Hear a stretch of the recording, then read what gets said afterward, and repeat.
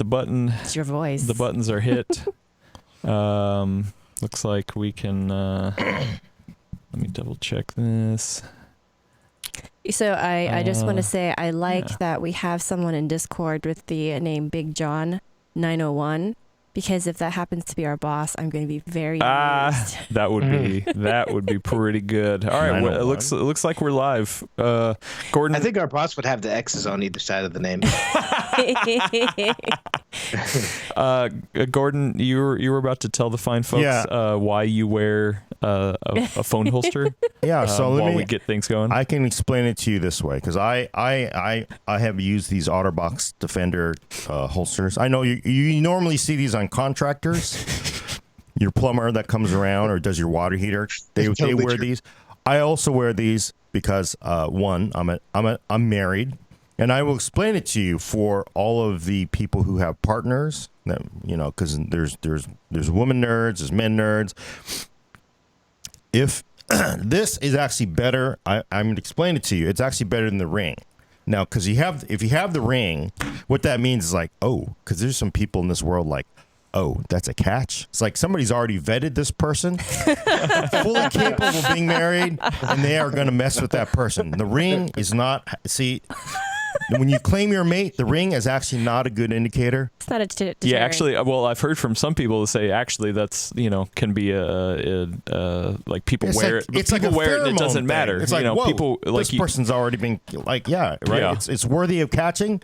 The cell phone holster is the other way to mark your property. Think about this, right?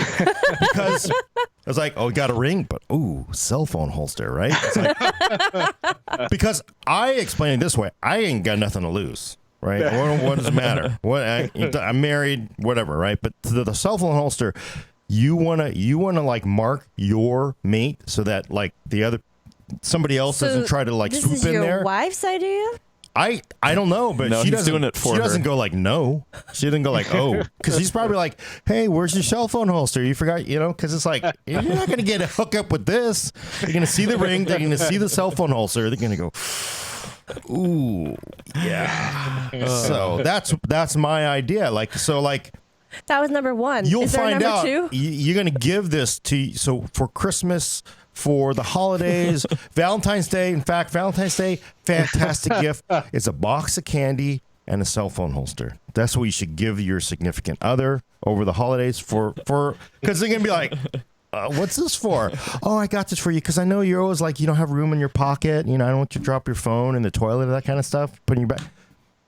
And then you can go like, how come you're not wearing your cell phone holster? That's a suspicious business, right? They're going out with us. Yeah. What's up with that? Yeah, You're going away on that business trip. You should bring your phone in the cell phone holster. Wait. So that was number one. Where's number two? I don't remember. That was the whole thing. Yeah, I've only heard number one. Also, I'll say that the first time that my wife Lindsay met Gordon, he relayed this information to her. And it's true. And then why is she not giving you a cell phone holster for Valentine's Day? I tried to ask for a review for those the holster straps, like the gun holster kind of cell phone straps. Shoulder holster. Yeah. Like you're a 50s detective or something? No, dude, James Bond. Like that was always part of my favorite part of James Bond. He had the shoulder holsters. That will work. That also, I'm sure, Adam, will work. Because that's probably the next level. Yeah, I'm certain you will never get a hookup with the cell phone holster that way. So in the shoulder holster, cell phone shoulder holster. Hey, exciting stuff. Obviously, Radeon 7, new shoulder holster. New shoulder holster. Yeah. Not really. Wait! I just realized the colors are changing. Yeah, it changes. But I'm gonna see. I bet it doesn't turn green. I'm gonna see if there's a green in there. Oh no, wait, that's kind of green. There is a green. No, that's solidly green. Yeah. But it doesn't last very long. It goes straight to like blue green. Can we get this LED to not have green in the rotation? How's that? We would have. There's no way we'd have to. There is green. Look at that. No, but it goes to blue really quickly. Yeah. Can you shorten it then? Can you at least shorten it?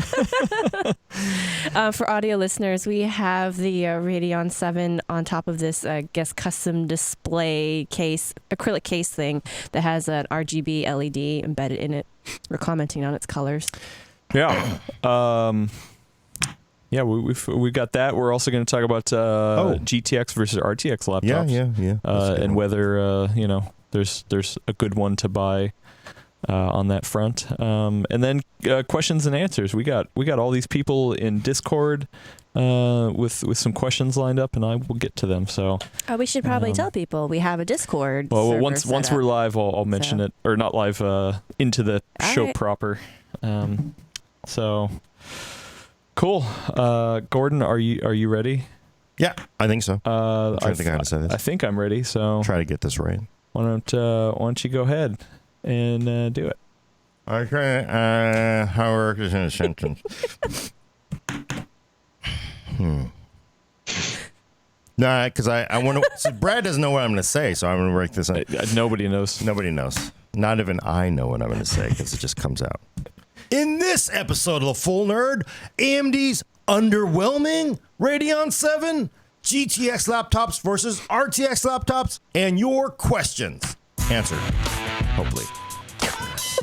We'll look try. at that. Such We'll try. confidence. Yeah. Hey, you did it in one go. I know. What's Dude. up with that? High five, man. Boom. Are you hitting record? Whoops. Welcome to The Full Nerd, episode 84. I was drinking my coffee. Sorry, I'm your host, Gordon Mong, with co-host Brad Charkis. Hello.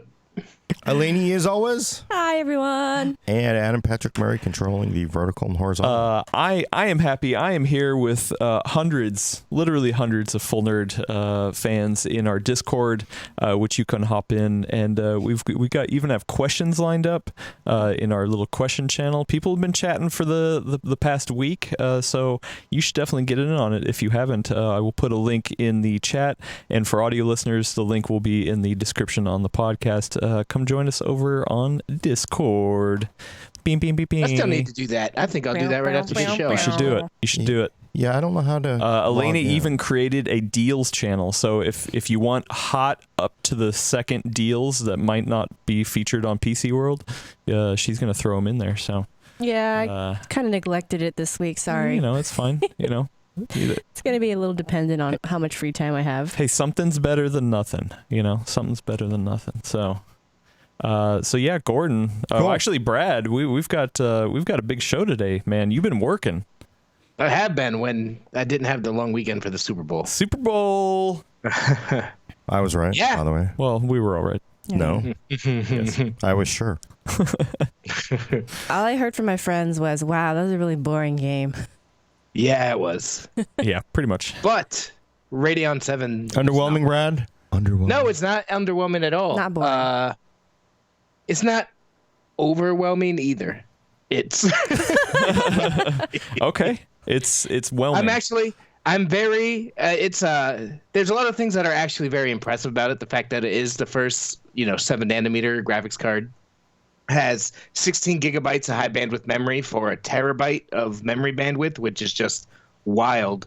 That's more than double the RTX 2080. That's like 400 gigabytes a second faster than even the 2080 Ti. So that's pretty insane.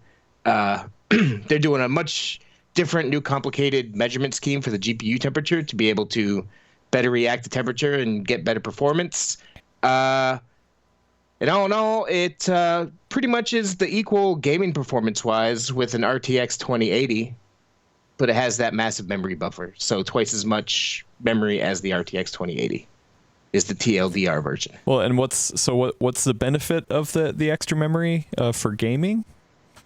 The benefit of extra memory for gaming is, especially in a card like this, where this card can play 4K games, much like the RTX 2080 and the GTX 1080 Ti, the more memory you have, the better. Because one of the things that eats up memory more than anything else is textures. 4K textures especially can get really big. The RTX 2080 has 8 gigabytes. It hasn't really been an issue whatsoever with games. I mean, games, are created to fit into what people actually have in their graphics cards, so it hasn't been an issue. But those 4K HD texture sizes have been going up and up and up as 4K becomes more popular. So the 16 gigabytes of memory is future-proofing for that. And it also, pays dividends in different content creation workloads and stuff, which is a big part of the story that AMD wants to tell with this card or whatever. So are we seeing anything that, because we've had cards with more than 8 gigs for some time, but is there anything using more than 8 gigs at this point? There have been 12 gig high-end cards. kind of hard to measure because some games will claim whatever they can take and not actually use it. So on one card, they'll claim 8 gigabytes. If your card has 16, it'll grab 16. I haven't seen any issues with cards that have 8 gigabytes of RAM. So any performance issue, I haven't seen so much stuttering stuff. In AMD's reviewer's guide, they said that Far Cry 5 could run into, at least in one certain scene, issues with the 8 gigabyte memory buffer with the RTX 2080. So when you run out of memory on your graphics card, your graphics card instead has to hit the system memory, which makes frame time spikes, stuttering, etc. AMD says at least in one scene in Far Cry 5 in their reviewer's guide, they see that. I didn't test that scene. I know in the canned benchmark, it's no issue. Playing Far Cry 5 with the RTX 2080, I haven't had any issues that I personally noticed. But, more memory is always better, right? And it's the same price as the RTX 2080. Right. And I wonder who manages that, because if you have a video card and you have 8 gigs and somebody should be swapping out the textures for the scene you're in, not the scene you're not going to be in, I would think. So I don't know if that's on the developer or whether it's on the drivers or not, but so the 16. But yeah, so good. What's up? No. Go ahead. Oh, go. So yeah, it's a good card. It's a good card. It's a very impressive technology card. It's basically a Radeon Instinct that didn't quite make it, and so they're selling it to consumers. I personally don't think this was ever necessarily planned for release, because when they were talking about 7 nanometer Vega last year, they were talking about, hey, we're doing it for compute, we're doing it for, data centers and stuff like that. I wouldn't be surprised if the reason this card exists whatsoever is because Nvidia did price the RTX 2080 at $700, $800. So now AMD feels like, hey, we have some of these that didn't quite make it for Instinct. We can sell it for $700. Might as well sell it for $700. But yeah, they're both, I consider them equally good cards. Like the Radeon VII in general is maybe a couple of frames behind the RTX 2080, but they deliver a similar real world experience, and they both have games where one or the other does significantly better than the other. So all in all, I consider it like a wash. So if you're going to spend $700 on one of these cards, pick the one. Would you rather have future-proof 16 gigabytes of RAM, or would you rather have future-proof RTX technology? You got to pick your poison. Of course, the content creation side, though, is something they've been pushing because it's basically an instant card, right? So yeah, and you tested all that. What do you think about it? It's interesting. Definitely, there is a big performance advantage for the Radeon 7 over a 2080 in a lot of OpenCL performance. I ran copy bench this morning, and there's some things where I didn't want to run it yesterday before the embargo lift, because I don't like having to connect certain benchmarks in the internet to run ahead of embargo. But like, they have an ocean surface simulation. It was like 45%, faster. There's, yeesh. And then, there's just, it's, I don't know whether this is just simply some things, Nvidia doesn't really care that much about OpenCL performance. And I look at there's a university, it's called Vienna CL Bench, and it's like 87% faster than a 2080. And there are some things where it's a little slower. There's a subsurface scattering test in Copy Bench where the Radeon 7 is about 18%, 16% slower. But for the most part, a lot of the OpenCL performance, it pretty whoops all over that 2080 card. I did also do some rendering tests in Premiere. It was really nothing to write home about. Slightly faster for the Radeon 7 using the workload we use, which is 4K H.264 with some bunch of effects and stuff at the end. I know AMD does say we get more performance when you're working with 8K, but even their own numbers don't seem to show it as a huge encoding difference. But definitely OpenCL, it's just like, Luxmark, OpenCL, 38 to 11% faster. Blender, I got to say, is a little problematic right now. I actually did get one thing to run, 2.80 with the BMW GPU, and they're basically dead even. And Blender can get a little weird. AMD says you should be running 2.79. They actually see more performance in Blender.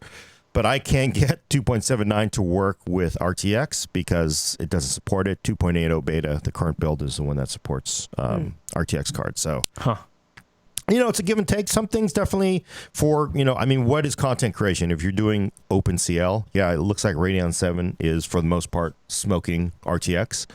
Yep.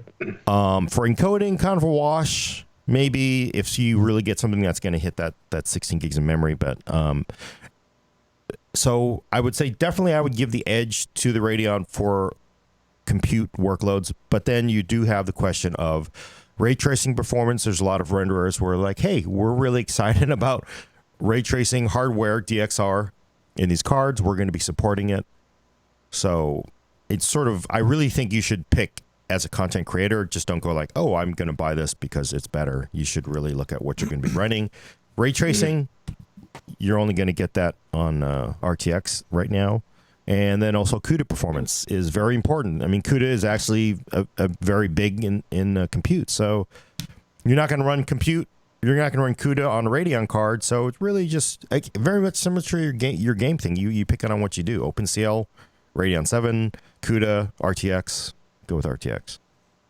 I have a question. Oh, here we go. I'm I got to ask this. Traditionally in the past, we typically don't benchmark or do any testing for content creation stuff. How come we're starting to talk about this now all of a sudden? I would argue that it's no different than ray tracing. You test because this is a new feature. This is a feature that they're saying, hey, we're really good at this. As a responsible reviewer, you should at least kick the tires on it and see, are they telling you the truth?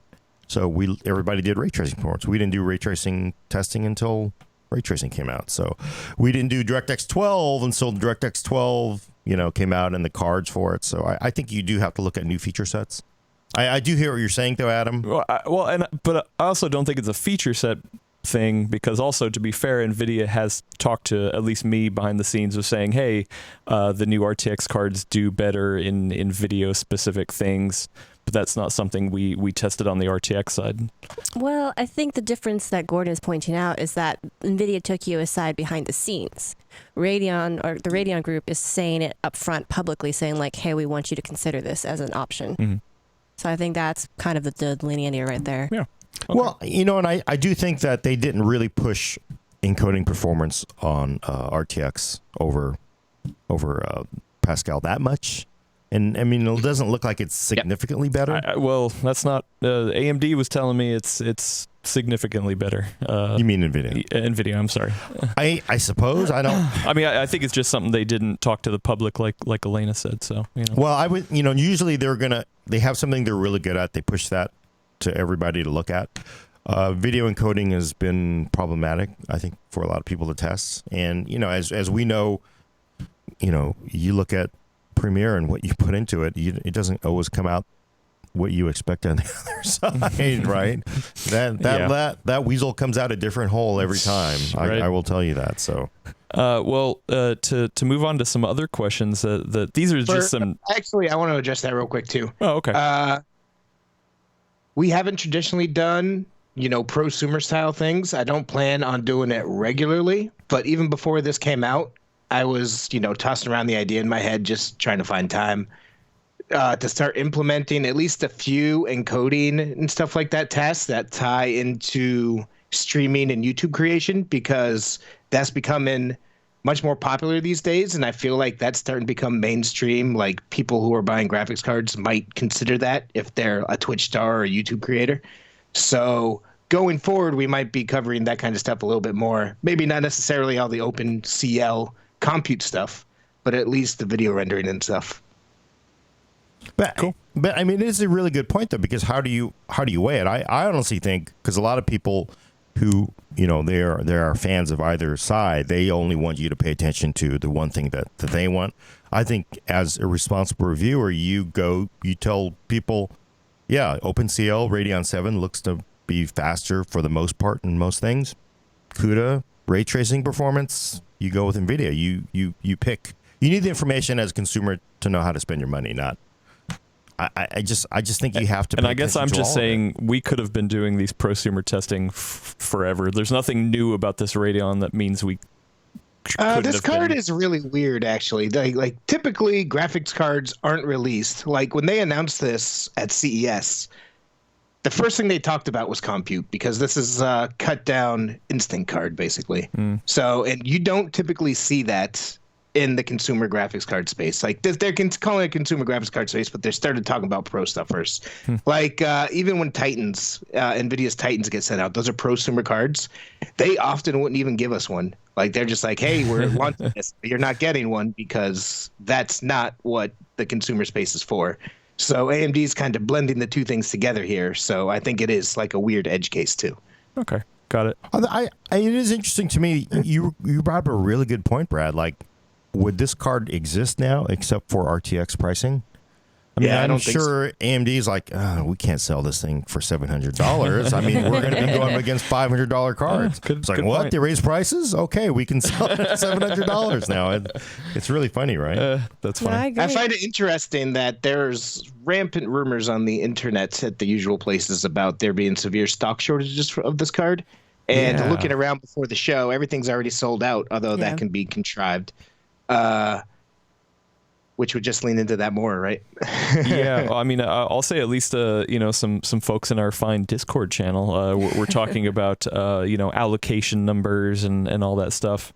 It sounds like a couple people like Vignesh actually was able to order one.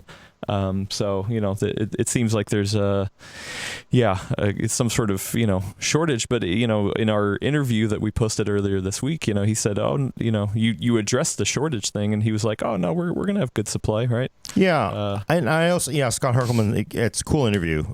You should go check it out. And I also kind of wonder if a factor that we're seeing right now that people haven't thought about is Chinese New Year. The Lunar New Year. Sorry to be fair. The Lunar New Year is in effect now. And for people who don't know, Lunar New Year, traditionally, everything shuts down. It's a 2-week party. It's a 2-week party in Asia. It's great. And I will say, after many, many years of being, on the PC side of things, it's like, we got to get these orders in. If you don't get the orders in before Lunar New Year, you're not getting it out. And so it really disrupts everything. So you have to get everything out of Asia to all parts of the world before Lunar New Year hits, or it's shut down. And of course, we also have all the trade stuff too. But it really, it could be that. Could be that, and I also think that. I'm looking at Newegg right now on Amazon. I don't even see a listing for Radeon 7 on Amazon yet, and everything on Newegg already says sold out. So, I mean, we could be seeing an actual shortage. We could be running into the fact that it is Lunar New Year. I do think that in our Discord channel, at least, a lot of the people who've been talking about it seem to be not based in the U.S. So, I mean, international markets also get a different allotment than the U.S. as well. So, it could be a week or two before we really see how it shakes out between the territories. Yeah. Mm-hmm. Hey, Brad, how was it, the card on thermals and power? Yes, I was just about to ask that. Vastly improved compared to Vega 64.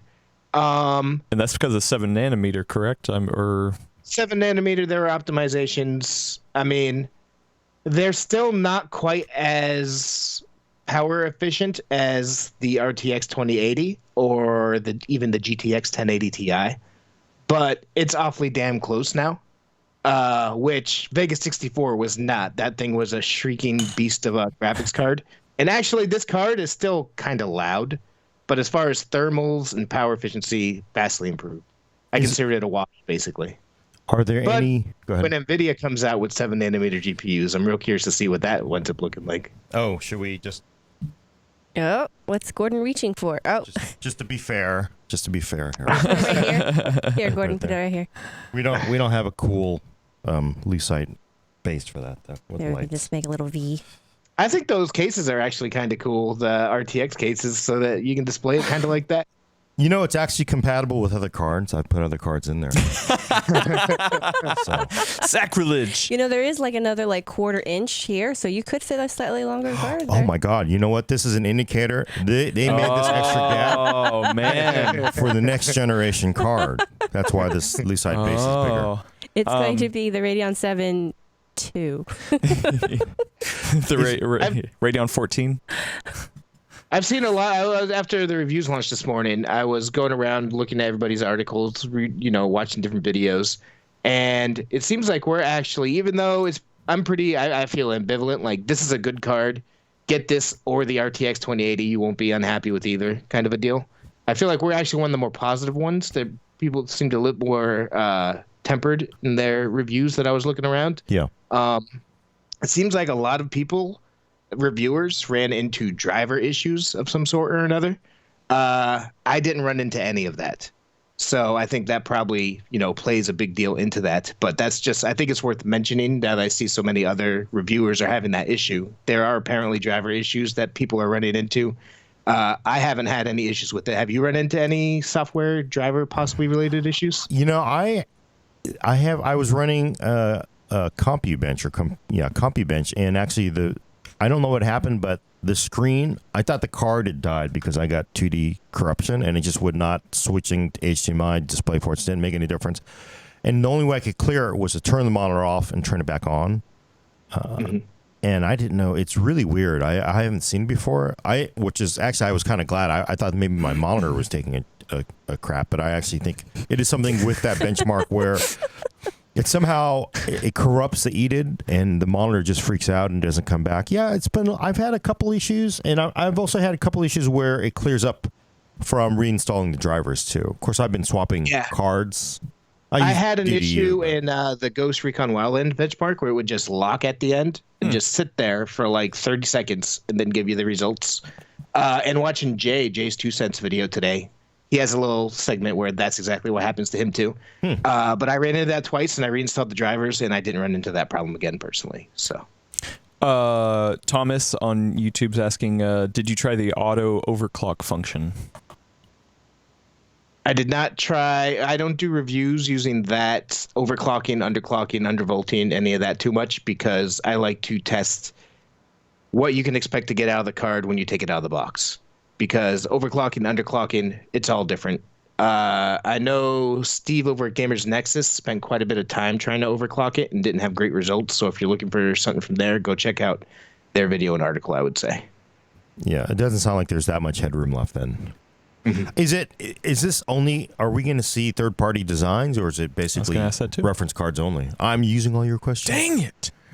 I've read on the internet that at least in the near term, there won't be any third-party designs. Today, looking at Newegg, there are no third-party designs, and I haven't been contacted by anybody to review a third-party design. So, interesting. At least not in the near future, it seems like. What does that mean? Why? It could mean all kinds of different things, but it could be related to suspected stock shortage as well. Like if they truly only have a limited amount of these, they're just gonna, ship out that X amount that they have. Who knows? This happens sometimes. It happened with the Vega 64 launch too. At first, there weren't custom designs. It took a couple of months for those to come out. So okay. A couple really quick pointed questions. Dennis is asking, did you test FP64 double precision floating point performance? I didn't. I'm trying to think if I have any numbers there, but while you're figuring that out, it is. I was reading around this morning. It is way better than initially suspected and thought on. I wish I had the number here. Not Ian, Nate's review over at Anantech, they activated way more. They were expecting it to be artificially constrained, but they made it way more potent at that than they initially let on and would have suspected. So if you're looking into that, this is one of the more powerful FP64 compute cards that have been around in a while, I guess. Yeah, I don't think I have. And although I do love this little chart. It just sort of gives you an idea. This is just Sysoft Sandra, their compute. I don't think. Nobody. Yeah, you're not here. I can load that. It's in it's in Brad's review on our website, PCWorld.com. Gordon put it in our Slack. Let me. Yeah, and you can just basically see the outer. It's interesting. It's even the correct color for Sandra, but it's actually there's a great big. I will describe it for the non-visual people. It's right here. It's interesting to look at because the middle section has this spider web effect. Although I'm not sure why it's not opening. Oh. Dang it. You're going to have to describe it for audio listeners. Gordon. Yeah, this one's just a little do that. difficult So too. basically, it's one of those, area graphs, and it just shows different performance differences in GPU OpenCL stuff, and it's a great big gigantic red polyhedron with a smaller blue polyhedron for is it even a polyhedron? I don't know. It's a blob. It's a blob, smaller blob for the 2080 card, and the great big circle around it is the performance, the increased performance in compute of the Radeon 7. Although I'm not sure why the memory latency, the AMD card is winning here when it looks like it has more latency, but it's not. I'm not. Another pointed question for you, Brad. Chaos Series has been trying to ask for a while. SRIOV enabled or disabled during your testing? SRIOV. I don't know what that is. So okay, me neither. Disabled. All right. And then we back to the actual design speak. We actually had a question in our full nerd question channel over here on the Discord about blowers or wait, where is it? Rooker was asking, do we universally hate blower style cards? Every time somebody mentions it on the show, everybody groans. I don't know why. I do, except for in certain circumstances. I feel like axial coolers, like are on the new Founders Edition in this Radeon 7, they tend to hit lower temperatures overall for good reason. That being said, if you're using multi-GPU or small form factor PC, blower style coolers shooting all that hot air out the back, I mean, that's preferred for those. I find it niche. I'm not sure how to pronounce that word. Is it worth it? I mean, if I were looking at, because they're typically a lot cheaper. Well, they can be $100 cheaper. Is it worth? I mean, how much do you really give up? I would save $100 and get a blower style cooler if I knew it wouldn't throttle. Yeah. But how much are you throttling there? Oh no! You just shook the table. Sorry, that's just not. For audio listeners, Gordon had stacked two dies. Sample dies and on the top, other HBM very precariously, like GPU. a house of cards, and then shook the table, so it all came tumbling down. One is from Fiji. Is that right? Was that the correct code Fiji name? water. From the Fury HBM die, and then a Vega die. Yeah, just so you can kind of see it shrinking down in size there. So I have a question about blower styles. Okay. Aren't they often louder too? So like when you're saving on money, you're potentially trading it for higher thermals and also more noise. It depends on the fan curve setting by the manufacturer, but yes, I think that's a reasonable thing to say in general because that single fan has to, circulate harder to blow that crap out the back. Yeah. And friend of the show, Peter, clarifies that SROIV is single root input-output virtualization. It allows to share a GPU between multiple operating systems. Yeah, I was just Googling that. No. Okay. You did not. I have a test system that I physically swap out the hardware for every time. Oh, okay. So it's not a virtual machine stuff. Just use Windows 10 up to date. Got it. And then another pointed question from Nick that you might not even be able to answer. Were you allowed to say this was a rebadged M150 before launch? I mean, unless I agree to embargo about something, AMD doesn't tell me what to say anyway, so I can say whatever I want. I think I might have said that in the previous episode when we were talking about the release, that this looks like a rebadged Instinct card.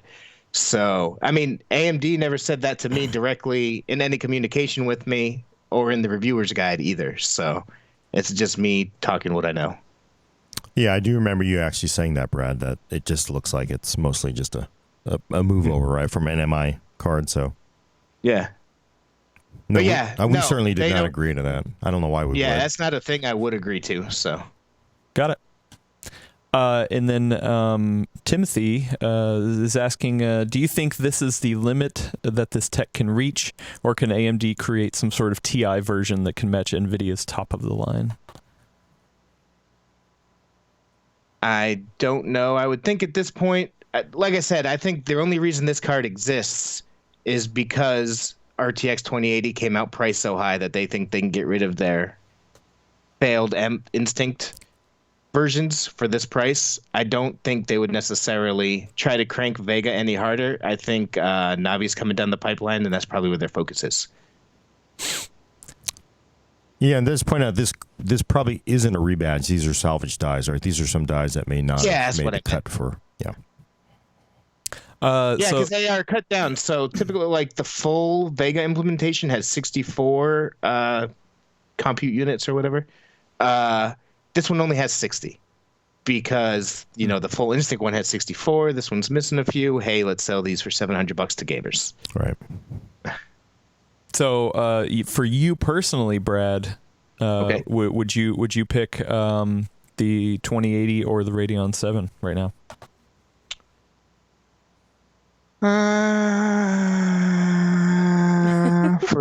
I don't know. It's a while. It's kind of I can see the benefits of each.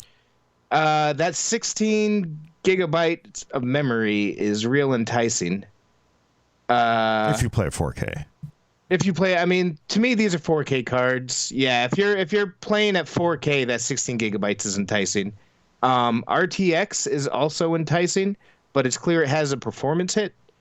So if you're planning on playing at 4K and don't want to give that up, I would probably go for Radeon. I would say get the more memory. Well, until DLSS rolls around, then yeah, it might whoop it's up to back you. up.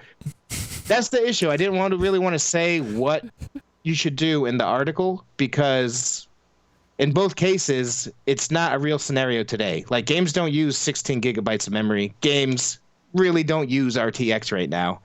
Which one do you put more value on, think will actually happen in the future, and just pick there? Here's a good question from Bastel. I don't know if it's a joke or not, but is this a good mining card, do you think? I don't know if there are any good mining cards anymore, but theoretically, I would think it would be, yes. Adam, can I jump in with a question of my own real quick? So, Brad, I actually had a question for you about the FreeSync question kind of being off the table. So in your review, you had said because RTX cards now support FreeSync, that you kind of felt like it wasn't really an advantage on the AMD side. But, I mean, are we really at parity with support between the two ecosystems yet? Like, that's the question I kind of had when you said that it's, like, off the table. I think AMD will do more work in their drivers as far as support and adaptive sync than Nvidia will. Nvidia's just gonna be like, hey, it's on. If the monitor makers do everything they're supposed to and it works, then it works. If it doesn't, it doesn't. Whereas I think AMD might put a little bit more work into the drivers to make sure things work. But I think if you're gonna buy a nice, decent, high-end gaming monitor to match your $700 graphics card, it's probably gonna be pretty parity. Cool. Because like if you look at the high end like Nixius monitors and stuff like that, then they're great monitors, just full stop, and they're gonna work. And there's still a price parity for G-Sync though, right? I mean, even at that price range, feature for feature. The thing with FreeSync, the thing with G-Sync is that you're like, what you get out of the box, right? Like you're paying the premium, but you're getting, all these features. It's just gonna work. With FreeSync, anybody can implement it, but if you look to get some of the features that G-Sync implements that make the gaming experience better, like low frame rate compensation and all kinds of other things like that, the wider range of it'll support variable refresh rates no matter what frame rate you're actually playing at, then those are features you only find in pricier FreeSync monitors that tend to cost close to what you would pay for a G-Sync monitor anyway. So if you're looking for comparative models, then the price difference isn't actually all that great. Cool. I'm very stumbly and muttery today, by the way. You worked hard yesterday, Brad. Everybody's tired. Too much hardware. It's a good problem to have, but it's also an exhausting problem to have for you too. Adam asked Brad what he'd pick. I want to know what you two would pick. Wait, you got to answer it. You got to answer it first. No, because I asked. Oh, damn it. Oh, you keep shaking the table, Gordon. Man. All right, I'm going to stop doing that. Because I'm never going to get these dies again from AMD, so I don't want to break them. Well, no, what would you pick? I mean, because right here in front of us, for non-visual folks, we have a 2080, we have Radeon 7. You can walk out of this room with one of these cards. Which one you can walk out of? I'm lying. You're not going to be able to. Dang it. Adam, you go first. I mean, Please. this is the thing. I've only personally used Nvidia cards, so Chill. I don't really have what.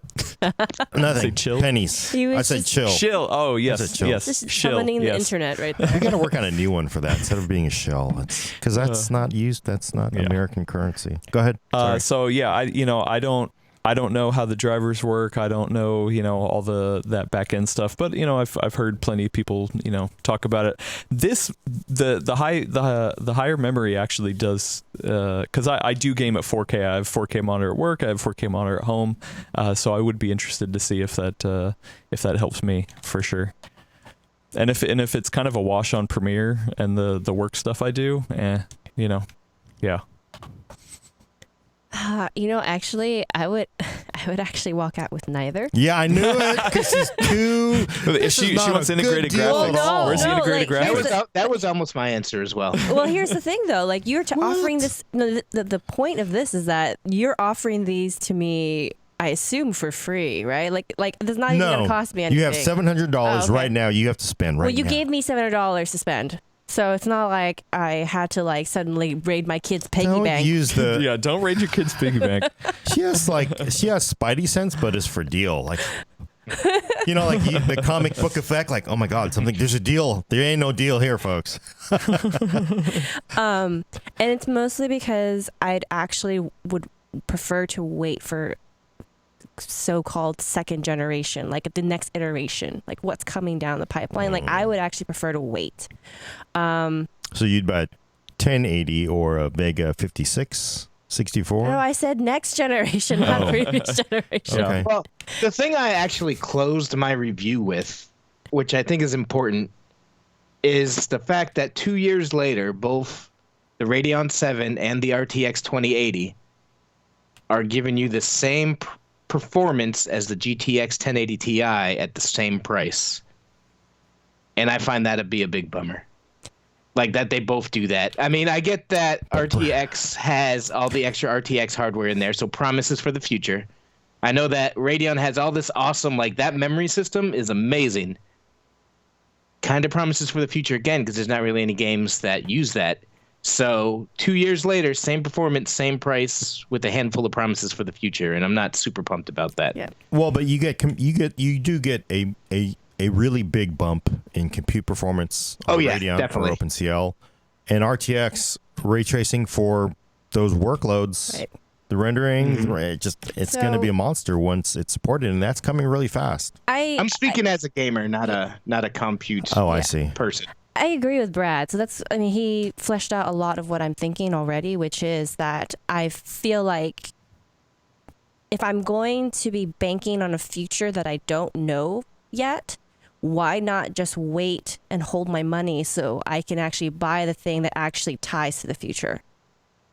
But if I had to choose right now, like my card's busted, I had to spend the $700, you put a gun to my head for whatever reason, I don't know. Dang, Gordon.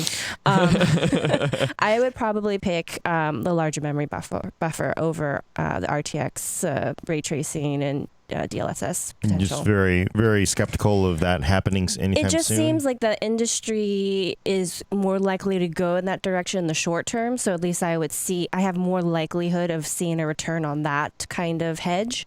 You know what I mean? Yeah. So That's I fair. didn't get into, like I said, I closed my review with that. I didn't get into it too much in the review, because the way I think when I write these is, okay, you're on the market for a $700 video card right now. Which is the one that you should buy and why? Like if you just went and bought your first 4K 60 monitor, you're going to want one of these cards. Which one should you buy? And that's kind of the approach I take. And then I just stick on there at the end. It really sucks that 2 years later we're where we were 2 years ago. Well, we've taken a left and right turn, right, for both. Yeah, companies. and I'll definitely say the chat is with both of you saying, yeah, this is kind of lame that 2 years later it's still kind of the same, offering the same with promises of future. We get it. Actually, I'll say that friend of the show Will Smith, who Gordon used to work with, was on another podcast, the Giant Beast or the Giant Bombcast earlier this week, saying that he's seeing a lot of people be really excited about the ray tracing stuff, in that kind of animation space. Pixar, I'm sure, is super excited about it. But for us gamers here on the ground, it's still pretty limited. You're going to go and buy a 1080 Ti? There you go. 650, $50 less. Yeah, let's do it. Get 2-year-old graphics card technology. Yeah. So if you're going to do that, you may as well. We have the benchmarks now, and they're all kind of the same. Yeah. Yeah.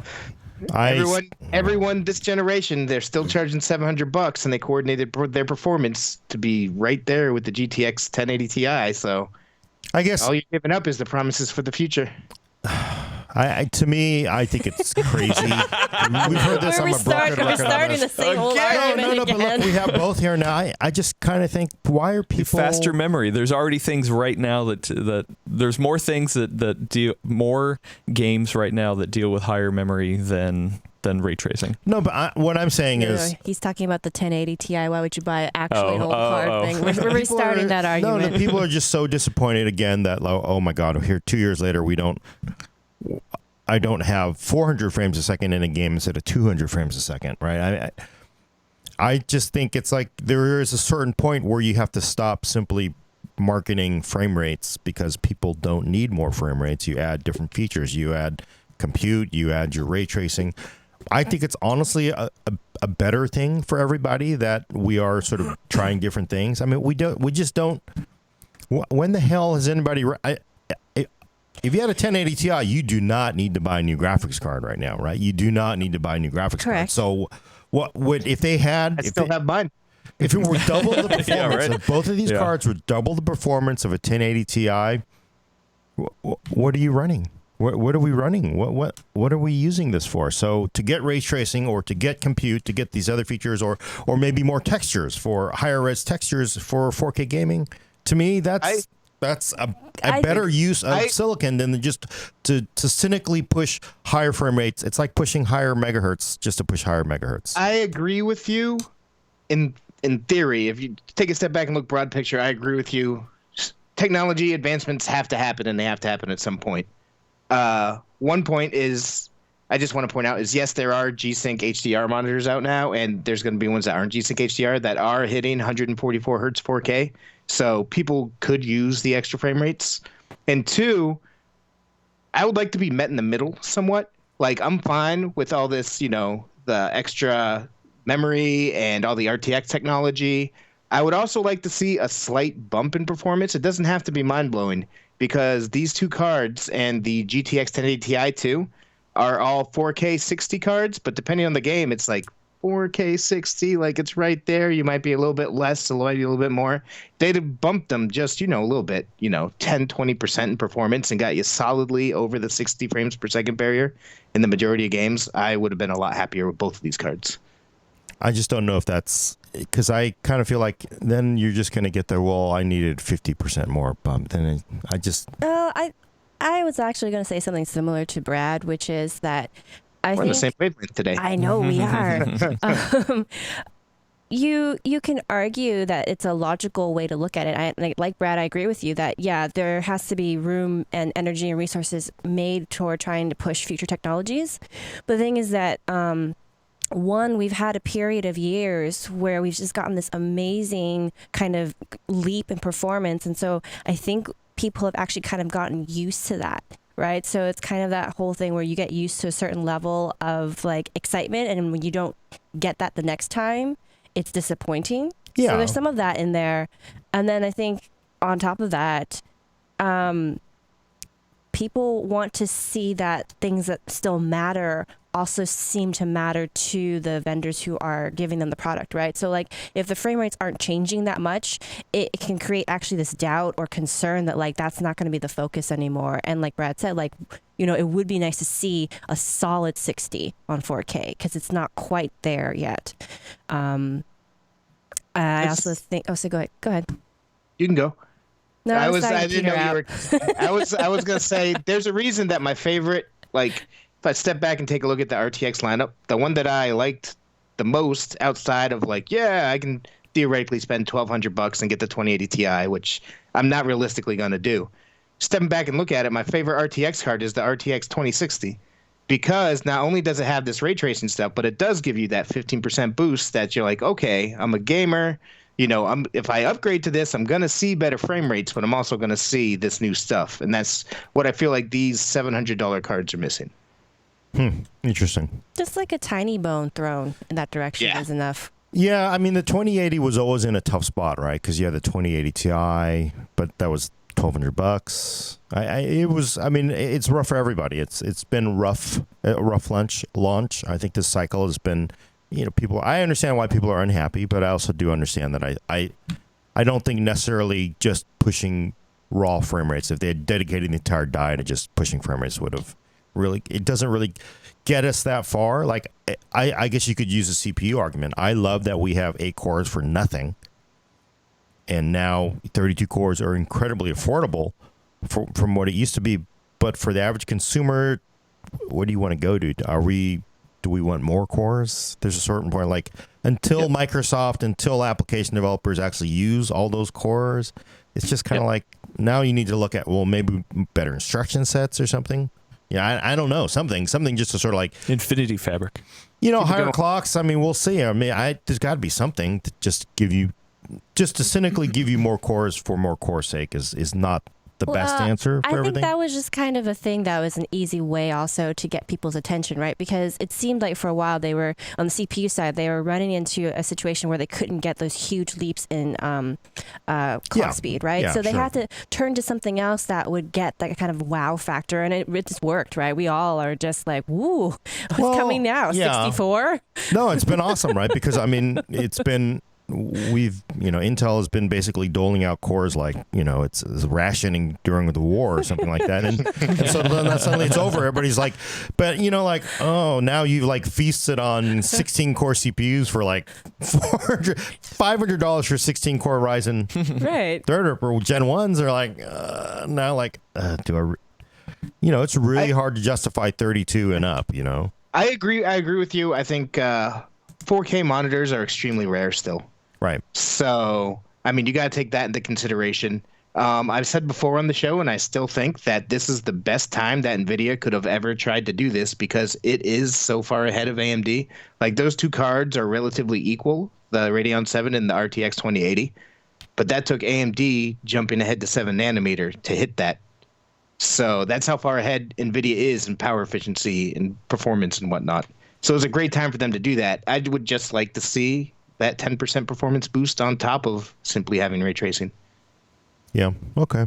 Is it safe to? I'm not mad about either of the cards. It's just hard to get real excited when you're paying the same price for the same performance that you got 2 years ago. Everyone says wait for Navi. Yeah. I mean, the best answer in all technology is to wait for the next thing, right? Not always. Not always. It is always the best answer for everything. Because if you're looking for a 1080p card, buy a RX 580 right now before Navi comes out. Because that card is real good, and right now it's going real cheap. But it only gets cheaper. I mean, that's the one thing is like, in technology, it always gets better. It always gets better. It always gets cheaper. It just never gets more expensive. Well, that's what we thought. And then the RAM prices. Yeah.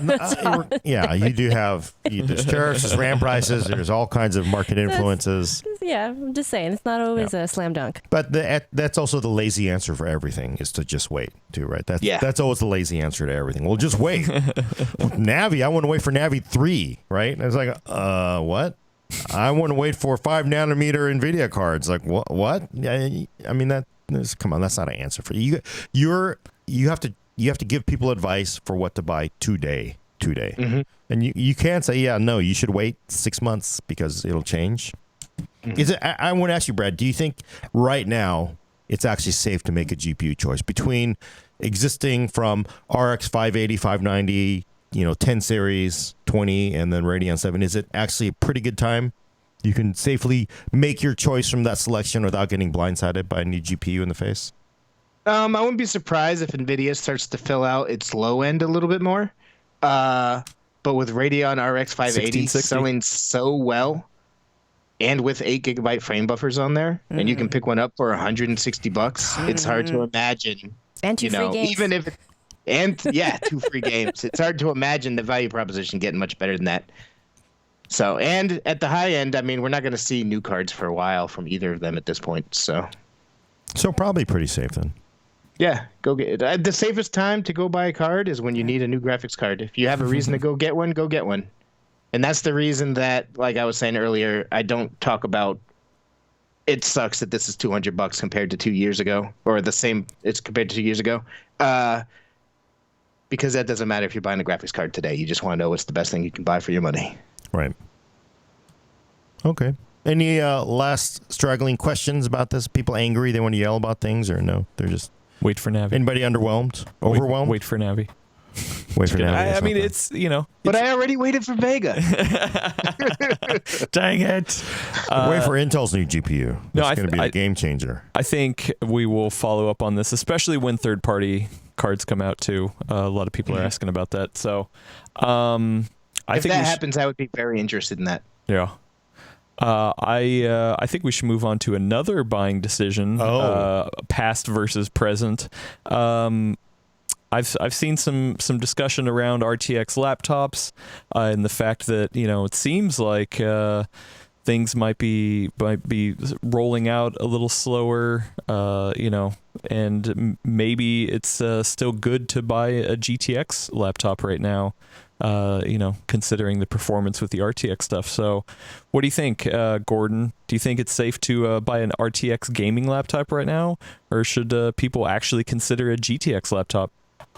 I think, you know, that I haven't seen the prices on RTX be as high as people expected it to. I think it's actually somewhat reasonable. At the same time, oh man, these GTX laptops are just like great deals, some of these things. Yeah, that's, to me, the best time to buy a gaming laptop ever is when the new ones are coming out and all the old ones are on sale. You buy that old one. Yep. Because you get great deals that you will never otherwise find. You want your 2000, and you go out and buy your 2018 Pontiac now when the 2019 Pontiac just came out. I think the only caveat to that is if there's a certain feature set or just a certain level of performance you're getting with the new generation that you can't get with the older generation. Can't get ray tracing. I mean, it's not that. I just mean like as a general principle, right? So like sometimes these older models, right, there's not just that it's an older GPU. Sometimes it's actually also paired with an older CPU. Whereas if you're getting a newer laptop, you also get a newer CPU to go with your newer GPU. So you have to make that consideration as well. Yeah, definitely. So for me, when I'm looking at deals and trying to decide like which way if I would go if I had the money to just buy any laptop I wanted, I always have to kind of consider like, okay, like I see this great deal, but like practically, what am I using it for? Do I think that it's really going to last me like 3 to 5 years? Because that's pretty much how long most people keep their laptops, right? So probably longer than that. I mean, I think if you're doing just general everyday tasks, longer than that, definitely. But I think if you're actually gaming on your laptop or doing more like performance intensive type tasks, you are going to probably want to upgrade after like 5 years. I think at that point you can really feel it. Yeah. Although, you know, it'll be interesting to see what people do with external GPUs now, because a lot of the gaming laptops support it. Do they really support all of them equally? Like, I feel like that's... No, not all of them. I mean, it's not uniform that they all have Thunderbolt 3 and that they have eGPU and implementation support. is good, yeah. I'm just trying to find... I'm just not seeing that many deals hit my feed right now on GTX laptops. I feel they're going to come, though. I think so, but I don't think we're there yet. I think we need more RTX laptops in the marketplace to start pushing them out. I agree with you. I think a lot were launched at CES, but things that launch at CES don't necessarily start hitting the street in force right away. And I think that's what we're seeing once they do start coming out. And a lot of the ones at CES were 2080. So the ultra high end, right? Which is actually a case where you might want to opt for if you're going to get like a gaming laptop with a 4K monitor. It might be worthwhile to spend extra money on a 2080 instead of a 1080. But if you're looking for like a mainstream gaming laptop, wait till those RTX ones start coming out, and then look for last gen, one of the ones that have the 6-core, you know, Intel gaming CPU that came out the middle of last year, and a GTX 1060 for a 1080p 60 screen, and you'll be set for years. Mm-hmm. So I'm just looking on Amazon because they're just so big, right, folks? it looks like they're really pushing this. It's not a bad laptop. Asus ROG Strix Scar 2. It's not super small and light. Which we actually have a question about. 17-inch laptop, 144 hertz. Probably FHD with an RTX 2060 and i7 8750H, 16 gigs, 512 gig SSD, $1,800. That's not terrible. It's really not bad. 2060, right? Gets you into that. But here's the thing. Outside, I'm looking at is the Acer Predator, and this is the best-selling gaming laptop on Amazon. Acer Predator. The Helios 300? Helios 300. So good. It's a smaller screen, so, there is that 15-inch 1080 144, 8750H, and a 1060, 16 gigs, 256 gig SSD, $1,100, $1,099. I've tested that, and it's great, and that's what I would buy 100% of the time. I think they're both fair prices. I don't.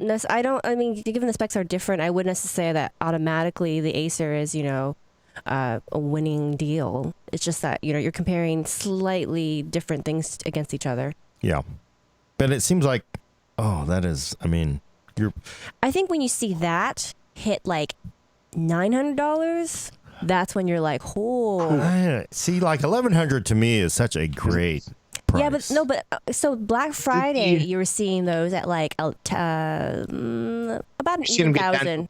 About an even $1,000, maybe like $975 if you had some coupon or some junk. Really? Yeah. But so if it were to hit $900 as like a sale/clearance price, then I would say, yeah, maybe you go with like last gen. That's just, wow. Okay. Yeah. That's a pretty good price. Yeah. I mean, I think maybe it's more helpful to listeners and viewers for us to kind of outline what specs we think we'd go with in either direction, on price when it comes to the comparing, because I don't think I think it's harder for us to say, oh yeah, I would definitely go with a, GTX laptop over RTX or, vice versa. I think it's very dependent on like where, like what parts are paired to like with each other and what the actual specs of that particular laptop are, right? Like I wouldn't necessarily go for an older laptop that has like a very small storage, drive and all that kind of stuff, just because I think games are going to get bigger, like when you're thinking about future proofing and all that kind of stuff, then you have to take all that into consideration. Yeah, it's actually almost useless for a gaming laptop to have less than a 512 gig SSD, and that is honestly too small. Yeah, actually, I reviewed a couple different iterations of that particular, the Helios 300 at this point. And it is a bummer that comes with 256 gigabytes, but they have expansion options, and SSDs are cheap as hell these days. So, But to what Elena was saying, to me, I would be on the lookout for a Core i7 or 8750H, I believe that's the part number, the 6-core gaming one, and a GTX 1060 for around $1,000. Yeah. Anything else? All the rest of the stuff around that, as long as you have 8 gigabytes of RAM, you're good to go. You can figure it out from there, and that's a great price for that. And sometimes you'll see them a little bit cheaper, too. So. Yeah, if you get it for $900, $950, nice. It's a hell of a deal. And that's assuming at least a 15-inch screen, right? Yeah. I'm looking at that when you get into these ultralights. The GS65, which is a fantastic laptop for its weight, 4 pounds, $1,700. What with are a you 1060. What are you guys thinking about in terms of higher frame rates, or even going up to like, I guess, a 4K screen? Like, which one would you go there? I hate 4K in laptops. I would never recommend it. It kills battery life way too fast and isn't worthwhile, and it makes the text too small unless you change the display scaling, and what's the point at that point? I like higher frame rates always. For a laptop, I think if I was going to go buy a laptop, I would go look for a 1080p 60 laptop. Really? Just because I think that's the I can game perfectly well on 60 frames per second. I think the 1060 will be able to give you great 1080p gaming for a long time and hit 60 frames per second. And I think that offers the best balance of battery life typically. So you wouldn't go for 144 because 144 is really nice. I mean, just 144 is really nice. Like the Acer Helios 300 has it. You're starting to see it in cheaper laptops. And it is really nice. And if you can find it for around the same price, always go for higher frame rates. But for me personally, I tend to look for not that I buy too many gaming laptops, although I review a bunch. 1080p, 60 frames per second is what I consider like the sweet spot in laptops. Okay. So given that, you would actually pick, sounds like more likely a GTX laptop right now. Yes, definitely. As opposed to trying to go for an RTX laptop. But Yep. how about the high end? Even like middle to high end, like range of laptops. What are you guys thinking? I would definitely go. Well, it's tough. I would if I'm again. In my view, is like you're going that far, roll the dice, you pay the extra couple $100 for an RTX. It depends. Yeah, you're talking maybe a couple $100 more for RTX. But if you're finding things on discount, there's a good chance you could save $500 not going RTX. Yeah. Well, let me see. Let's see what a. And that's all theoretical, so it makes it hard. But I just, I feel like trying to find a couple of scenarios is more helpful. I would be more willing to spend the extra money on RTX laptop towards the higher end when you are starting to look at 144 hertz refresh rates, when you are starting to look at 4K monitors, because it takes a lot of GPU to drive that. And the 2080, yes, is a lot more GPU than the 1080 Max-Q is or whatever. So I think if you're going to spend that much money on a laptop with a screen that nice, it's worth it to spend the extra money to get the extra firepower. Sorry, I'm trying to find an equivalent RTX versus GTX on Amazon. I'm not. So we're talking stuff that would be normally in like the 2,000 and up range then. 1,800 and up. Yeah, that's when I would spend the extra money to get the most current graphics card. But if you're looking for just like, I consider $1,000 to be, that's an expensive laptop, but that's reasonable for a gaming laptop. And in that range, 1080p 60 with a GTX 1060. So that'd be my recommendation. So Amazon there is, we're just browsing here. We're not whatever. So GX 501, FHD 144 with the 1080 Max-Q. They don't say that oddly. No surprise. 16 gigs, 512 gig SSD, Coffee Lake H part, $2,000. And then you go up to a Zephyrus S Ultra Slim, FHD 144, 8750, 16 gigs, 512 gig NVMe, RTX 2080 for $3,000. That's that's $1,000 difference. Of course, to be fair, I don't know if this. You know how Amazon they just randomly just throw you links to the most expensive thing. Like, hey, why is this so marked up? There could possibly be a lower price version of this. Are they the same screen size? Yeah, they're both 15s. GX 501 is a 15. This one should be a 15. Right here. Okay. So that's a 15-inch. Right. So very similar CPUs, RAM, very similar storage. There's $1,000 price premium for RTX. That is, It depends model to model, maker to maker too, because laptops they vary so drastically. It's not the same as the desktop market whatsoever. Yeah, and then we're also seeing again. This is ain't no one wants a 2018 Pontiac, so get rid of them. Mark them down. We'll give you the mats too, whatever. Yeah, I know people are like, "What's a Pontiac? What is that? Is that?" And we got a lot of people talking about single channel versus dual channel memory in laptops. It's worth it to go dual channel? I don't think so. I mean, it is nice. You don't want to give up memory bandwidth, but if in a gaming laptop, all your gaming's on the discrete part anyway, so you're not giving up too much from going from single channel to dual channel. So if it's sort of like that, I need to pay a ton more money, and then it is actually kind of nice if you do a single channel laptop and with, a single 8 gig or 16 gig DIMM, and then later on you want to drop in another SODIMM to match, That's kind of a... I mean, for gaming, I don't think it matters at all, as you were saying. But I think if you do, like, any encoding, potentially, like, and it can matter, like, a little bit. It should, right? But it doesn't... But, I mean, I've seen it on some of, like, not the gaming laptops, but on some of, like, the, like, ultralights, ultra portables, where depending on the design, like, it can weirdly affect your encode performance, like, if you want to rip something. But, like, it's a very small use case, and especially, I think, for what we're talking about, it doesn't really matter. Yeah, and it really is weird. It is surprising how few things actually sort of use that memory bandwidth. Gaming, definitely, if you're using IGP, then definitely you're going to want dual channel higher clock. But these are gaming laptops. It doesn't really matter that much.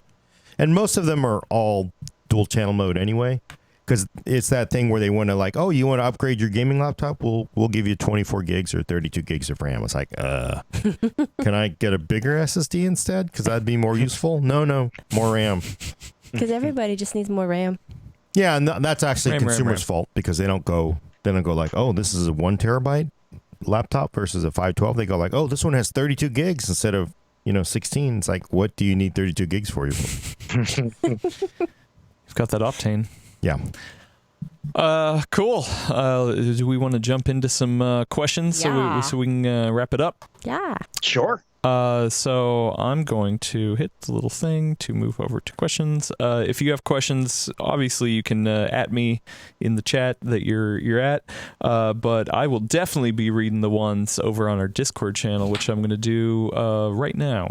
We have Atomic Hurdle asking specifically your opinions. I have a 980 GTX running a 2K G-Sync monitor. Should I go ahead and pull the trigger on RTX 2060, 2070 or wait for next gen? I'd wait. 980. Yeah, I'd wait. Yeah, that's still enough. That's enough. Well, it depends on the games you play.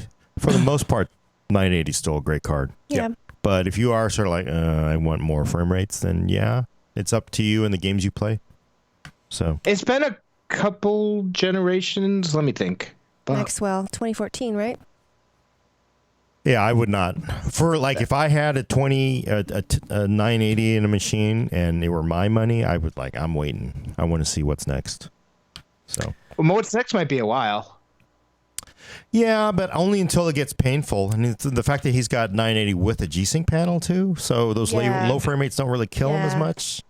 Yep, that's a good I point. think it's one of those mean, things where you would definitely see noticeably higher frame rates if you upgraded, but I would probably agree and say wait one more generation. I think every other generation to upgrade is good, but if you can stretch out the 3, then you'd see a huge difference in your gameplay. Yeah, I agree. The lazy answer, just wait. It is a lazy I mean, answer. if it's still working and it's working fine for you, then It sounds like it's one of those situations where it's like, it's working, but there's better, so you're on the fence about whether or not you want to put down the money now. And I think it's one of those situations where it's like, if you have the cash, like, go for it, but just don't expect to if you're the kind of person that's like, I could just spend the money, it won't bother me to not have that money, and I'll be happier in the short term, then go for it. Like, everyone's different. But if you're the kind of person that would really find it a lot more satisfying to get that huge bump, then wait for as long as you can.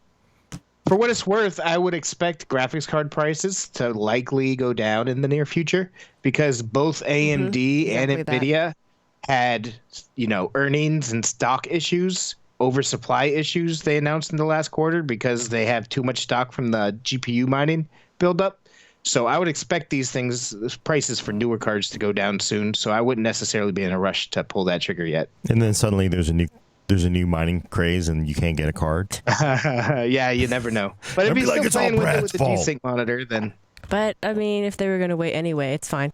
Well, so my argument is, you got money burning a hole in your pocket. I'm just like that. I bought something yesterday. I don't need it. Piggy banks. But I would say if you have a 980.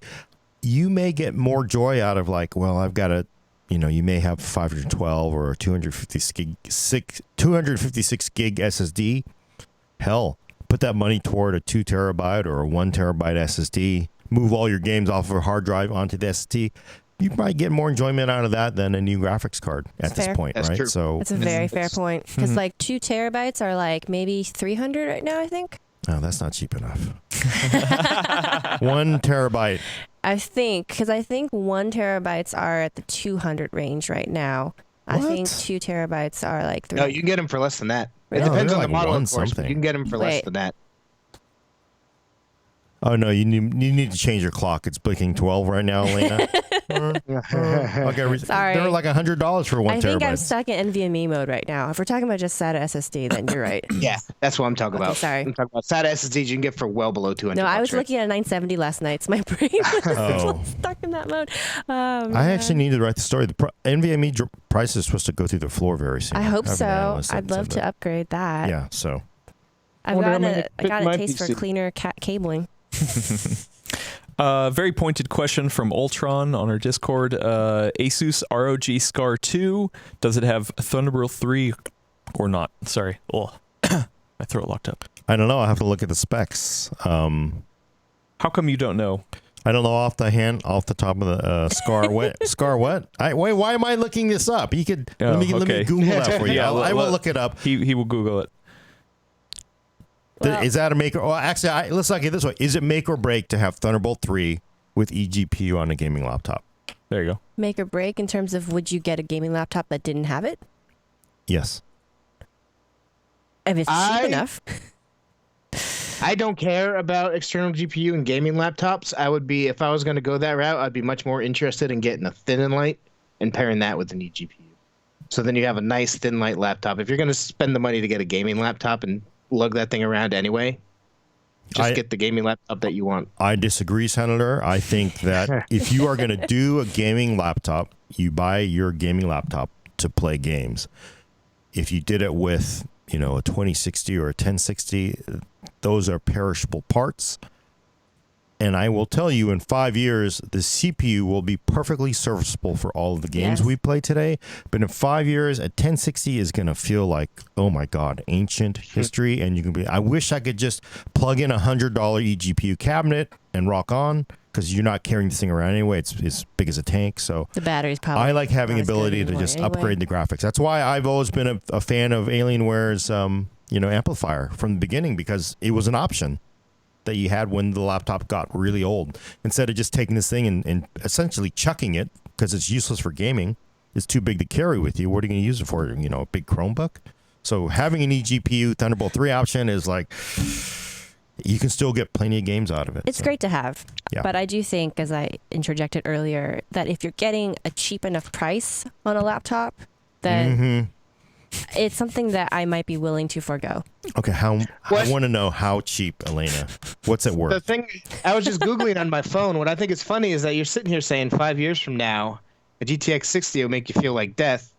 But you just told the dude with the GTX 980 to wait it out, and that was about 5-6 years ago that came out. It's different in laptops. I mean, yeah, he also recommended a GTX laptop when the desktop card, he's saying you're nuts if you don't get RTX. So yeah, I'm saying that when you fall off the power curve, let's not look at the exact time. This is not Not look at time. Time is irrelevant. It is a human construct. Old gaming laptops are no fun, and they are they make you the most unhappy person in the world, because there's nothing you can do. I think You're that's a trapped fair in that point. world. I think you're also both right. How much are you willing to give that up, Elena? You're saving $100 or saving $200? Well, I mean, if you're only saving $100, then I would go with having the Thunderbolt 3 support. If we're talking a difference of like $300 or $500, then it's like, it's starting to get to a point where you're like, you might want to actually pause and think about it. Yeah, but I think if you're going into the situation now with plans for this to be the future, if you have the money to spend now anyway, get a thin light. That's what I'm saying. Like, make it so it's a pleasant laptop to use out and about, and you can have it with the eGPU at home. I think you guys are both right in that the use case that you're both outlining apply.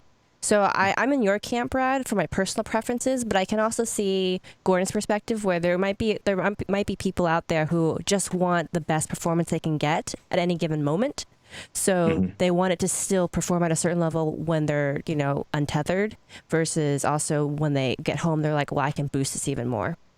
Output to external monitor, excuse me. Yeah, I do see form factor being a big influencer, because if you're doing a thin and light, you definitely want eGPU support. At the same time, you probably want your gaming laptop because you need portable gaming. You're a traveling nurse, you're a soldier, you need to pull it out of your footlocker and play games.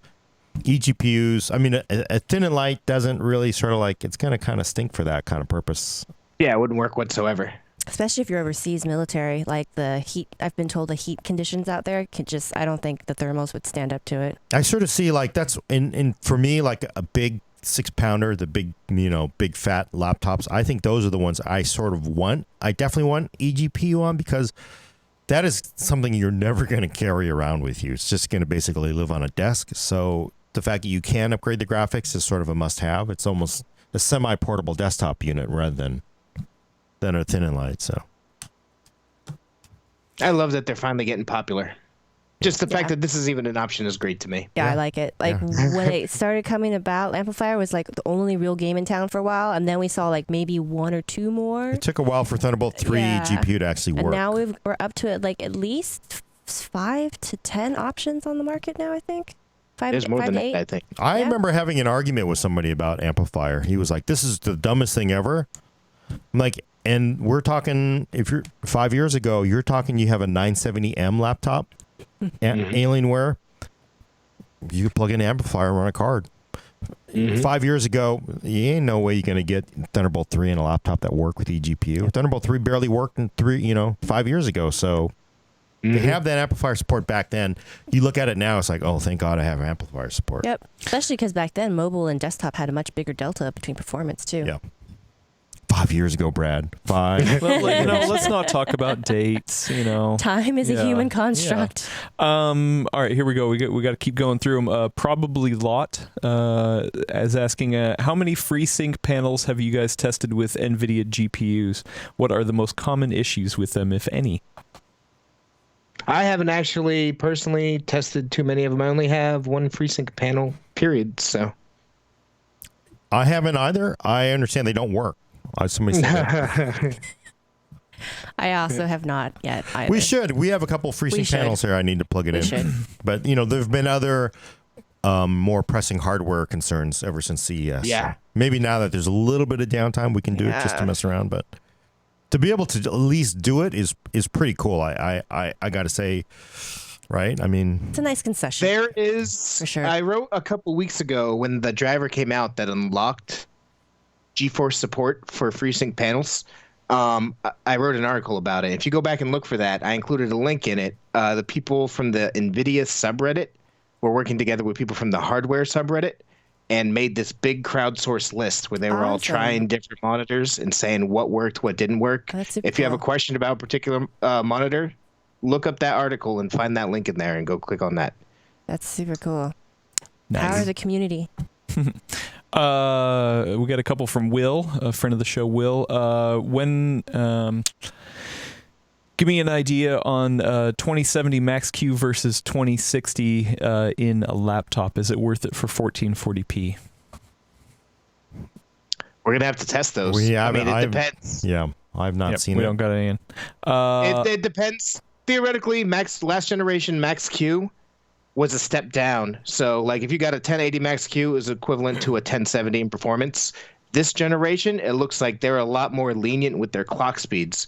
So, depending on what the laptop makes or wants to do, if they want to make it real thin and light, they can severely underclock it, which would drastically impact performance. If they have a fat one, they can ramp the clock speeds up a lot higher. Until we know more definitively by so many more laptops coming out and you can kind of get a sense for things, I would say look up specific reviews for the specific laptops that you're looking for and try to compare, because I think there's going to be a lot more variability there this generation. But I think he or she is trying to. Well, it's a he, right? Will. It's Will. Yeah. It really is sort of the decision is Max P full performance 2060 versus a Max Q 2070. Yeah, it depends on form factor, depends on cooling and design. But like looking at 1070 Max Q versus 1060. 1070 Max Q was a decent performer over 1060. So you are getting more cores, you're getting more memory bandwidth and all that other stuff. So it's probably worth it. Would be my guess. Okay. Another laptop-specific question. Are laptops with G-Sync compatible displays, can you enable that now through the control panel? This was a question that came in on the YouTube comments a while ago too. Like, hey, now that you can manually force async whatever, can you do that on laptops? You mean to force FreeSync? No. It's asynchronous. Yeah. We don't say that word. Oh, right. We don't say that word. I Adaptive sync. I actually took the GS75, which is I have already boxed up, is getting ready to go back, but unfortunately, I couldn't get it to work with G-Sync over Thunderbolt 3. It may be the adapter I used. Just trying to get the display port out to an adapter that NVIDIA's FreeSync or adaptive sync support only works over DisplayPort. Full Yeah. stop. And well, this is also, I was trying to use G-Sync over the Thunderbolt 3. I couldn't get that to work. I don't know if it's just because the adapter I had was just not great for it. I don't know what you need to make G-Sync work. I have used G-Sync over laptops before, but a lot of these thin lights, they've done away with DisplayPort in favor of Thunderbolt 3. You should be able to get DisplayPort out as an alternate mode, but you may actually need a certain adapter to make it work. I haven't had a chance to dive too far into it. So, and that's just G-Sync. That's their own supported technology. So, FreeSync is like, yeah, maybe even harder. We got a couple more questions. DC147 over on Discord. They are a small streamer. They're considering buying a RTX 2060 or 2070 specifically for the improved NVENC performance. Does this seem like a smart move for their situation?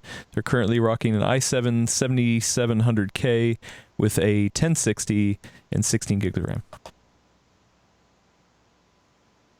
Yeah, I would say so. Yeah, like Adam was saying, the encoding performance is better in the RTX Definitely series. And those will give you, especially if you upgrade to a 2070, that'll give you a lot more frames to be able to just play your game and deal with the overhead that, Twitch streaming does.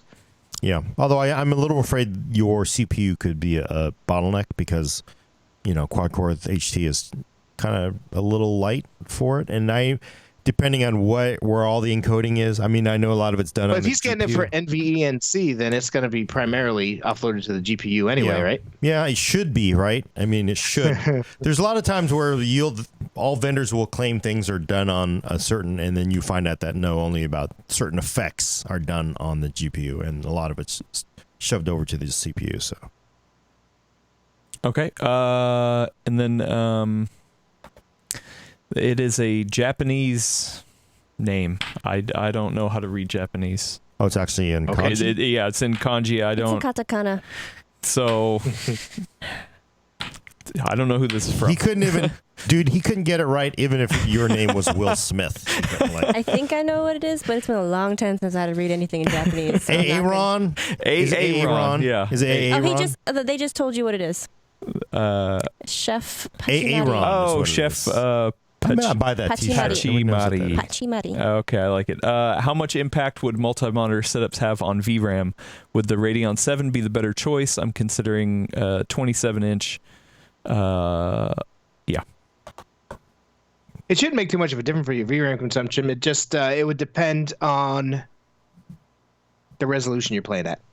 Do you think the Radeon 7 has it to play, dual 4Ks?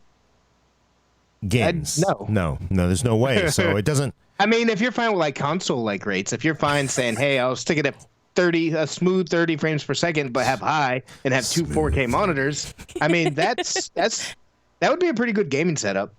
That would work for a lot of people and be awesome, way more awesome than they get out of a console. But I wouldn't do dual 4K monitors. Not for gaming. I think I'm gonna guess because there ain't no way you're gonna play dual 4K at reasonable frame rates, even if it's a smooth 30. Somebody clip that out, please. I sort of think, but I'm guessing he's wondering if it matters for 2D performance, desktop use. It doesn't, right? You're not. Don't worry about it.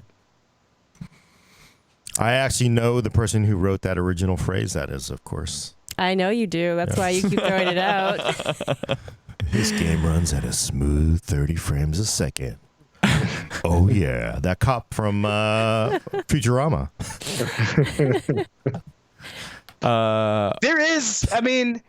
There's a lot to be said if you could say, hey, there's no frame space, just 30 frames per second consistent 100% of the time. That's not bad if you can get it in dual 4K monitors, man. I mean, that's 60's better, but if you want to get dual 4K smooth, like no frame lags, no stuttering, it's not bad. Smooth 30. Oh, yeah.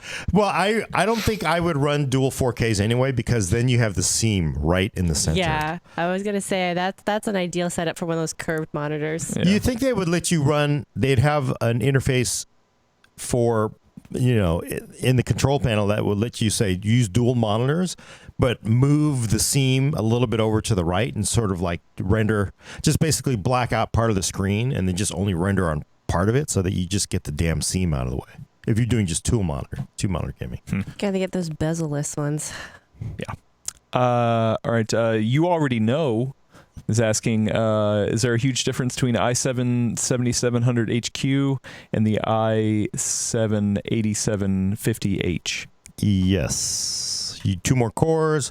Overall, really high clocks. Even if you're 2 more doing cores, 8 more threads. Yeah. Or 4 more threads. Yeah, so 4 more threads. And then also this Coffee Lake H is an awesome CPU. Those Coffee Lake CPUs are awesome if you can cool them. But they just run at higher clocks. 7700 HQ was fine for its day, but those Coffee Lake H's just smoke them all day. I mean, those things run at like single-threaded performance is up at 3.8. And you could drop a i7 7700 HQ off a cliff and it will never get to 4 gigahertz or 3.8. It won't just. So it's just faster in single-threaded, faster in multi-threaded. It's just an awesome upgrade. I mean, people always ding Intel for never giving you something. They gave you something there, so. Friggin', I shouldn't just start with friggin', but I always say never upgrade from one processor generation to the next because it's never worth it. The only exception is the Intel 7th gen to Intel 8th gen. If you have a 7700K, it's still worth it to get a 87. Oh, yeah. Even there, whatever. right? The equivalence. Yeah.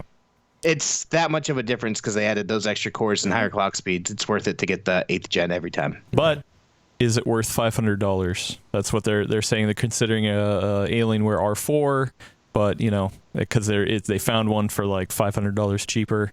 But are all the other specs actually that comparable? Because I even for Alienware, I can't imagine it being $500 more without there being some other spec differences. Well, we're talking laptops here.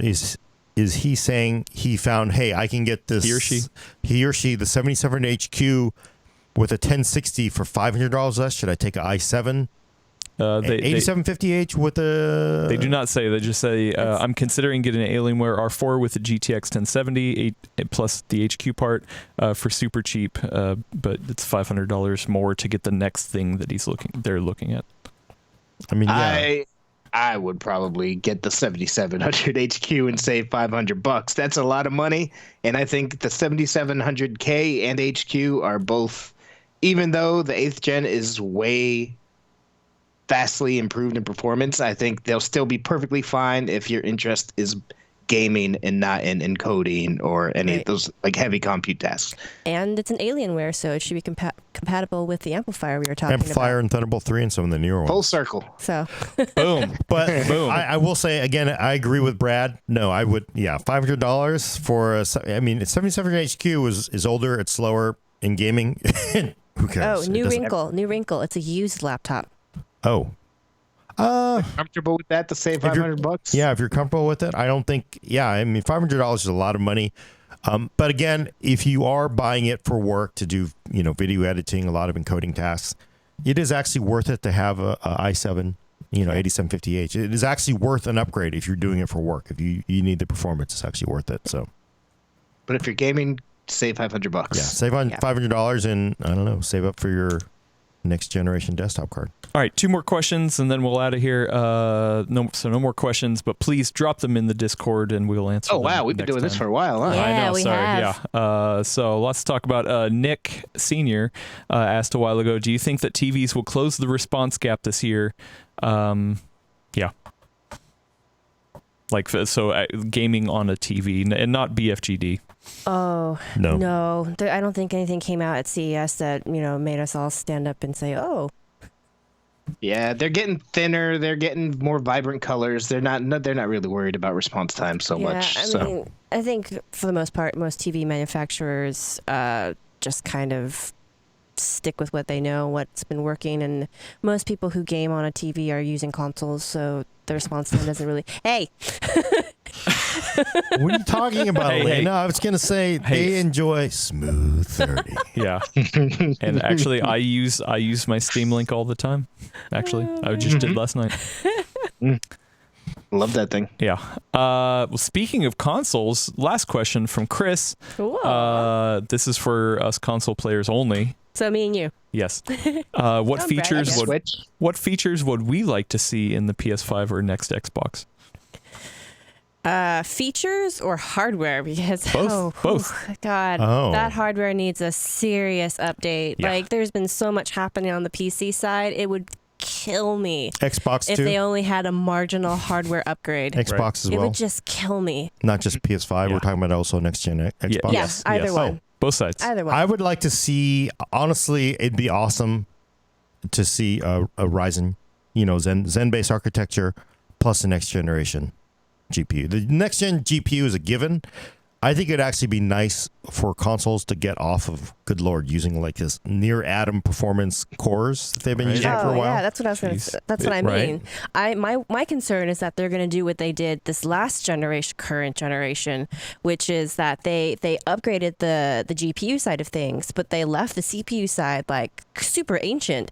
And so even if you do a hack where you upgrade the hard drive to an SSD, Which does help. which helps, but I still think that, I mean, just given how shall we say, sometimes not very well optimized that variant of Windows 10 can be, like, it's horrible. Like, they need the compute power as well. Because it was like a weird mid-gen, like, No, just, I know. or they kind of had to. Yeah. I know, but it's just like, given how much time has passed and how much has changed since 2013, like, I mean, if they don't do some kind of like solid upgrade on that, I'm just going to be a very unhappy camper. I would expect. I want 60 frames per second to become the norm again. I mean, it used to be, and then we started getting all these fancier eye candy on consoles, and now 30 frames per second is reasonable for a lot of people. I think it will upgrade to Ryzen, and I would like 60 frames per second to be the baseline. Well, 60 is the baseline for 1080, but it's not yet for 4K because obviously there's only one console that can even remotely get there. I mean, the Xbox One still cannot do 1080 60 in a lot, of games. I mean, they have spikes down to 20 frames per second sometimes, depending on the game. It hasn't been going well, that's for sure. But it was for a while. Well, would you That's rather aim. have that or RTX? Because, who knows, maybe in the next consoles, that's RTX is going to come. No, They don't do custom APU type things. Well, but I thought the Xbox One X is a discrete. No, the well, 580? no, it's not. They're both basically just. It's They're like APUs. it's more APU, yeah. Oh, okay. Well, but there has been discussion that maybe the next ones will be discrete. I guess they are. I mean, they're not. I would say, yeah, they are sort of discrete-ish, but I mean, it's still. I mean, because it's still a single chip, right? They still get a single chip from AMD with all the. Right. So I think it's unfair to call it an APU necessarily because they have all their. That's why I said it's kind of an APU. But I sort of think, I wonder if they're going to do it because you got to figure Sony and Microsoft, they go, yeah, we want the new Zen Core. Give us Zen Core, plus give us the whatever, they'll take last generation. We'll take the Vega cores. And then AMD is like, great, here's how much it's going to cost. And be like, oh, no, we can't charge $700 for a console. So why don't you give us that old, what is it, Puma cores? What are they? I don't know what they are. But they're ancient. I mean, The Jaguar cores? Would they do it? Puma, Jaguar, whatever. I just like They're on Jaguar right now. they're on Jaguar, yeah. Or that's what they launched with. I don't remember the specs for the Xbox One X anymore. I think it's still Jaguar, yeah. It probably is. it is. Yeah. Here's my prediction. Crazy. Here's a crazy prediction. Uh-oh. Next gen consoles, Intel based. Intel CPU, No. Intel GPU based. I know that's just crazy. No, come on. I'm just throwing that out. I like how your no voice is like your Barry White voice, Adam. No. I would like, the reason I own a Switch is because I can bring it with me when Switch I'm not is at awesome. home, and I would buy a Xbox if they had those capabilities as well. I don't think it'll happen, but I would love if something like that came to PlayStation and Xbox. Well, but there's no way you're going to get 60 frames on anything like that, though. Not for the price. Oh yeah, but when you're undocked, I mean, Yeah. that's different. Yeah. I mean, I'm sorry, go ahead. I would say come on. These are PCs anyway. I say they just lean even further into the PC nature of it. I was going to say Adam that, wants to do his taxes. that too. I don't mean that part, but I mean, so for me, I was going to say that outside of the hardware side of things, for features, what I would like to see is better cross-platform support between an actual Windows 10 PC and the Xbox. So I have a lot of friends who play on Xbox still, so I play with them, but I would like to, at least if I buy a game through the Windows Store, I would like to be able to get, the same, like, I don't know if I even like all the achievements and stuff like that carry over. So I still play predominantly on Xbox because it's not worth it to me to have to deal with all of that. The Windows Store. Sorry, I was making a face about the achievements. Look, I don't care about the pieces of flair. I do care about the pieces of flair. Well, if you actually get performance enhancements from the pieces of flair, okay. But if it's just simply a merit badge, I don't care. I like my merit badges. I have no other things in life to feel accomplished about. It's been leaked that they're talking about putting Xbox Live on phones and Switch and stuff like that. It's just weird that you can't go like seamlessly between the platforms that all run like Windows. Didn't they just rename the entire? That's because the Windows Store can never find your games that you theoretically own. And they just named the studio Xbox Studios, right? That's a giant finger to PC gamers, isn't it? Well, no, they've been pushing. They've kind of rebranded. They're not saying Xbox is necessarily consoles. They use that for their gaming umbrella term now. Yeah, now Xbox just means gaming. Yeah, because so in the future, I think they're gonna care less and less, especially as streaming becomes a thing. They're gonna care less and less about the console under the TV. Mm-hmm. Wow, in my mind. Good. So Xbox is meaning it'll be basically the whatever. Well, no, imagine if an Xbox comes out at like $100 or $50 or something, and it's just Microsoft's version of the Steam Link. So you can either stream the stuff you have on your PC, or you can stream stuff from the cloud. I know Steam Link doesn't do that, but it's like you can have both options. It just becomes like a little hub. Hang play on, anything I was locally. just reading this memo about all the celebrations in Sony headquarters in Tokyo, saying like, "Whoa, they're gonna give up this." If they did that, that would be the end. Sony would win. Like, there's just no way. You gotta have. I know you hate streaming. I just think you gotta have big fat metal under your TV But that's what I'm saying. But what if you had that metal in your office? And it's streaming. That's not realistic. TV. That's not realistic. I do it all the time. What Adam is talking about is Microsoft saying, to heck with the two-party system. We're going to go Nintendo on this and just do our own thing. Yeah. And then Nintendo found a lot of success in just doing its own thing, like with the Switch. Wait, what? They're going to do what?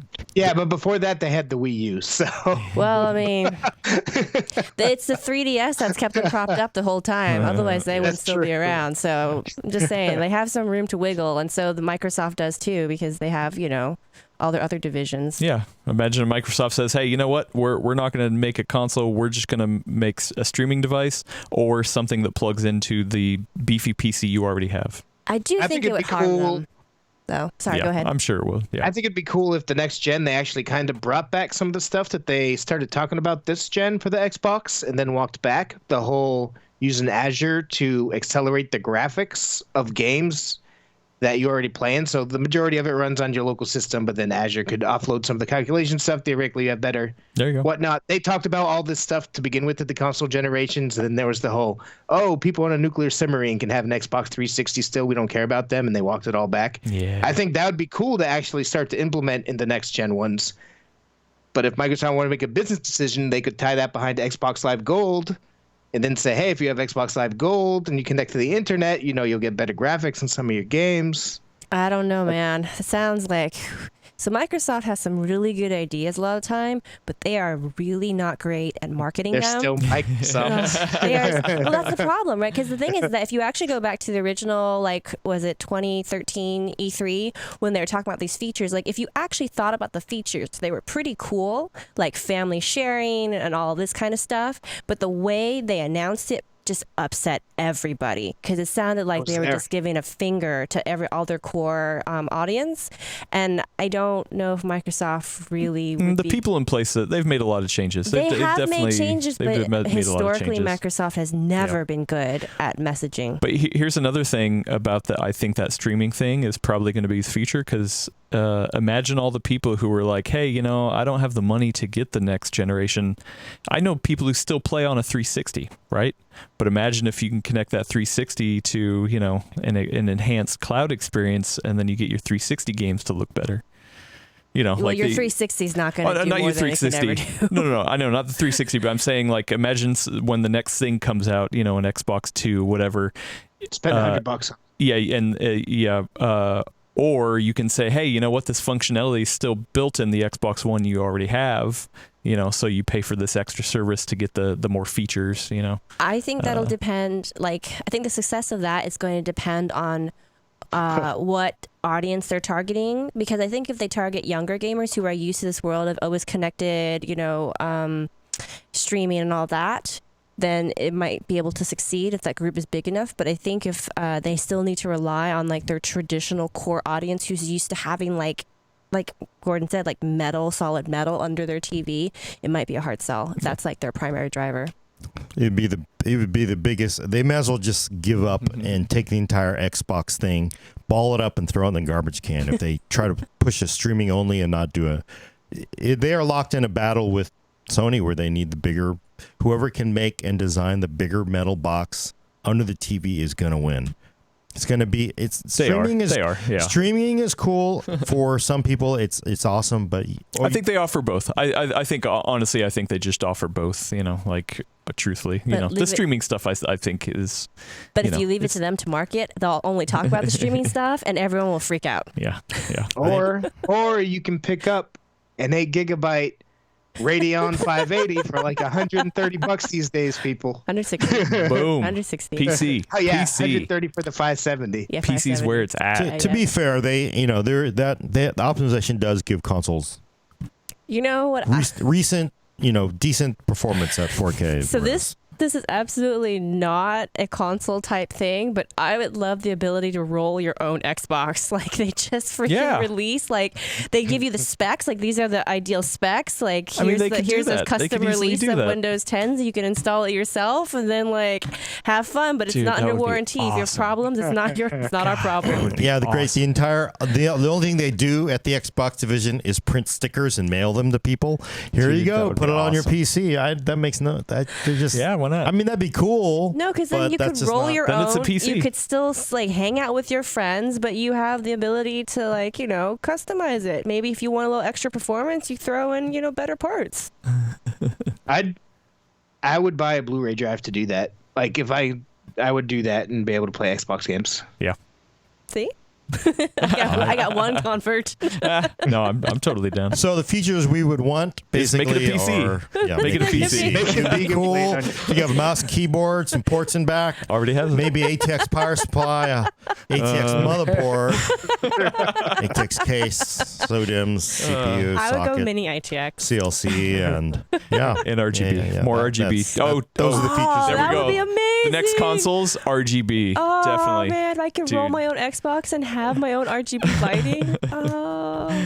Yeah. Anyway, all right. We've gone for way too long. Way too long. We are in trouble. This is what happens when our boss is not here today. That's true. He's sick. He is. Big John 901. Yeah. Oh, no, he is in the chat. No, I'm just joking. We were busted. We can't even lie because this is recorded. Because he's only working from home sick. He's not actually out sick, so he's probably been listening to us this whole time. Dang it! Oh, he lost his voice, so he can't scream at us. All right, we better hurry and go. All right, so check back next week for your fix of PC Talk on the Full Nerd. For audio listeners, subscribe to us on iTunes, Google Play, or Stitcher. Send questions and comments to thefullnerd@PCWorld.com. Also, check out our Discord channel, and yes, also review us on iTunes and Google Play. Every time you do, we get smooth 30 frames a second. I don't even know what that's from. You can tell me later. Smooth 30. I just love saying that. Smooth 30 frames a second. Pretty good. Thanks for coming. I'm Gordon Ung with Brad Charkis. Adios. Elena Yee. Bye, everyone. And Adam Patrick Murray's turning it off. I turned off the Radeon. I don't get the smooth 30 thing. You're going to have to tell me. We'll tell you later. Yeah, all right. Go buy an Xbox. Ooh, new graphic. Oh, what is that?